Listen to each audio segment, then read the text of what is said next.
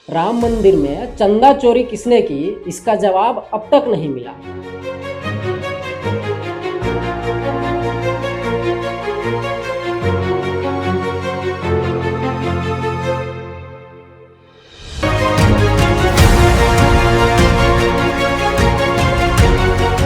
लेकिन ये सवाल सिर्फ चंदा चोरी का नहीं है। सवाल है कि जिन लोगों ने हिंदुओं से कहा था कि हम राम के सेवक हैं, क्या वही लोग राम के नाम पर लूट मचा रहे हैं, हिंदुओं की आस्था का इस्तेमाल कर रहे हैं।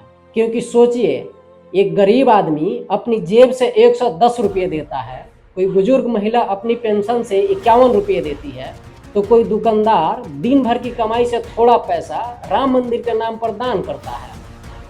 उसे लगता है ये पैसा भगवान राम के काम आएगा। लेकिन वही पैसा किसी की कर्मचारी की अलमारी से निकले, किसी के घर में मिले, किसी की जमीन, होटल, गाड़ी और संपत्ति में बदल जाए, तो सवाल सिर्फ चोर कौन है का रह नहीं जाता। सवाल ये हो जाता है, बीजेपी और उससे जुड़े लोग हिंदुओं के रक्षक हैं या हिंदुओं की आस्था के सबसे बड़े पॉलिटिकल ट्रेडर्स? और किस ओर इशारा करती है बीजेपी की पॉलिटिकल क्रोनोलॉजी? इन सभी सवालों के जवाब जानेंगे इस वीडियो में।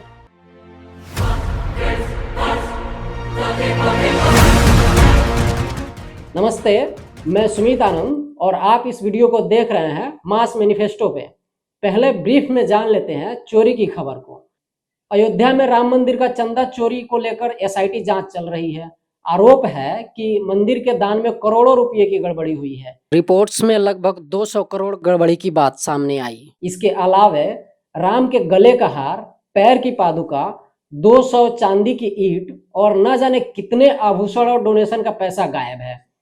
एक मंदिर कर्मचारी के घर से लाखों रुपए कैश बरामद होने की खबर भी आई। मुख्यमंत्री योगी आदित्यनाथ ने कहा कि दोषी बचेंगे नहीं, लेकिन सवाल है ये नौबत आई कैसे? राम मंदिर कोई छोटा लोकल टेम्पल तो है नहीं, ये देश की सबसे सेंसिटिव धार्मिक राजनीतिक जगहों में से एक है, जिसके नाम पर 2014 में मोदी जी सत्ता में आए। 2024 के चुनाव में इनके लोगों ने तो इनको राम से भी ऊपर रख दिया था। गाना भी बनाया, जो राम को लाए हैं हम उनको लाएंगे। और लोगों का छोड़िए, मोदी जी ने तो खुद ही कह दिया था एक इंटरव्यू में, हम अवतारी आदमी हैं। मतलब ये इंसान है ही नहीं, सीधे भगवान ही खुद को बता दिया था। तो फिर ये चंदा चोरी की धांधली कैसे हो गई? जब आप सेल्फ डिक्लेयर्ड भगवान बनकर चोरी नहीं रोक पा रहे हैं, फिर इंसान बनकर देश का भला कैसे करेंगे आप? एक बात तो यह भी है कि राम मंदिर में हुई चोरी सिर्फ डोनेशन का पैसा नहीं था, करोड़ों हिंदुओं का विश्वास था। फिर भी अगर मंदिर के कर्मचारी पर सवाल उठ रहे हैं, तो फिर यह गलती किसकी है, आपकी या जो चंदा दिए उनकी? और सबसे बड़ा सवाल कि क्या सिर्फ किसी छोटे कर्मचारी पर दोष डाल देने भर से आपकी जिम्मेदारी खत्म हो जाएगी? ऐसे कब तक आप हिंदुओं को चीट करते रहोगे? क्योंकि ये पहली बार नहीं है। 2021 में भी राम मंदिर ट्रस्ट की लैंड डील पर एक बड़ा विवाद हुआ था। आरोप लगा कि एक जमीन कुछ मिनट पहले 2 करोड़ में एक प्रॉपर्टी डीलर ने खरीदी और फिर ट्रस्ट ने वही जमीन 18.5 करोड़ रुपए में खरीद ली। विपक्ष ने इसे स्कैम बताया। ट्रस्ट ने कहा सब ट्रांसपेरेंट है। लेकिन आम हिंदू का सवाल फिर भी वही था, अगर सब ट्रांसपेरेंट था तो इतना डाउट पैदा कैसे हुआ? फिर फेक डोनेशन वेबसाइट का मामला आया। यूपी पुलिस ने 2021 में ही 5 लोगों को पकड़ा, जिन्होंने राम मंदिर ट्रस्ट के नाम पर फेक वेबसाइट बनाकर डोनेशन मांगे। लोगों को लगा पैसा मंदिर जा रहा है, लेकिन पैसा तो गया ठगों के अकाउंट में। अब सवाल ये है कि इतना सब होता रहा और ट्रस्ट को पता ही नहीं लगा, या पता था लेकिन एक्शन नहीं हुआ? क्योंकि महिपाल, जो कि मंदिर का फॉर्मर अकाउंटेंट है, उनका दावा तो और गंभीर है। वो कहते हैं कि उन्होंने जब एक धांधली की बात चंपत राय को बताई, तो उसके अगले ही दिन उन्हें नौकरी से हटा दिया गया। तो सवाल सिर्फ ये नहीं कि चोरी किसने की, सवाल ये है कि क्या छोटे कर्मचारियों के पीछे कोई बड़ा प्रोटेक्शन भी था? और ये सब पैटर्न किस ओर इशारा करता है? जहां जहां हिंदू इमोशन हाई है, वहां वहां पैसा, पावर और पॉलिटिक्स घुसा हुआ है।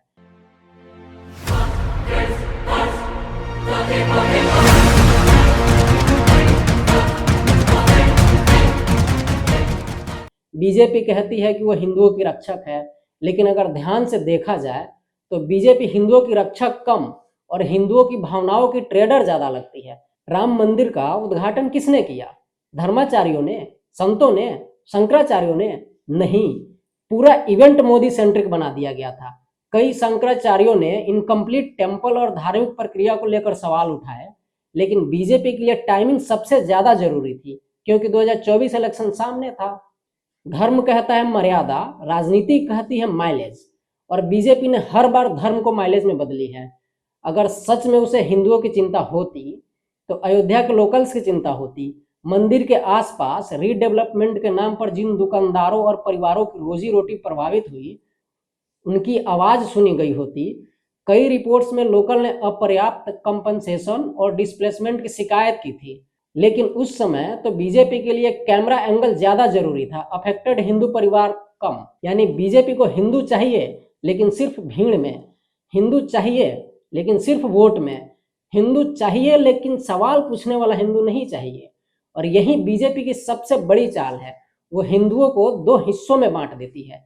एक जो सवाल नहीं पूछता वो राम भक्त, और दूसरा जो सवाल पूछता है कि चंदा कहाँ गया, जमीन डील कैसे हुई, गरीब क्यों उजड़े, बेरोजगारी क्यों है, वो एंटी हिंदू। मतलब भगवान राम के नाम पर पैसा भी दो, वोट भी दो, नारा भी लगाओ, लेकिन हिसाब मत मांगो। यहीं से हमारा सवाल शुरू होता है। बीजेपी हिंदुओं की दोस्त है या हिंदुओं की सबसे बड़ी राजनीतिक उपभोक्ता? अगर हिंदुओं की दोस्त होती तो मंदिर डोनेशन पर हर महीने पब्लिक ऑडिट होता। अगर हिंदुओं की दोस्त होती तो फेक डोनेशन साइट के खिलाफ नेशनल वार्निंग कैंपेन चलता। अगर हिंदुओं की दोस्त होती तो राम मंदिर को मोदी इवेंट नहीं, स्पिरिचुअल इवेंट रहने देती। लेकिन बीजेपी ने क्या किया? राम को पोस्टर बनाया, भक्ति को कैंपेन बनाया, मंदिर को इलेक्शन मुद्दा बनाया और हिंदुओं को वोट बैंक बना डाला। आज जरूरत है कि हिंदू समाज बीजेपी से एक सीधा सवाल पूछे, राम हमारे हैं तो हिसाब आपके पास क्यों बंद है? चंदा हमारा, आस्था हमारी, मंदिर हमारा, तो ट्रांसपेरेंसी भी हमारी होनी चाहिए। और जो हिंदू अपने दान का हिसाब मांगता है वो एंटी राम कैसे हुआ? वही तो असली राम भक्त हुआ, जो आपको धर्म के नाम पर राजनीति करने से रोकने की कोशिश कर रहा है। राम मंदिर ट्रस्ट की 2020 ऑडिट रिपोर्ट ने पहले ही चेताया था कि दान का सही रिकॉर्ड नहीं रखा जा रहा, डेटा प्रबंधन कमजोर है और कोई स्पष्ट एसओपी नहीं है। रिपोर्ट ने जवाबदेही पर गंभीर सवाल उठाए थे, बावजूद इसके आज ये हाल है। तो सवाल है, क्या इस चोरी में सिर्फ कुछ लोग शामिल हैं या फिर सब साझेदार हैं? आपको क्या लगता है, बीजेपी सच में हिंदुओं की रक्षक है या उसका सिर्फ इस्तेमाल कर रही है? कमेंट में हमें अपना जवाब जरूर दें।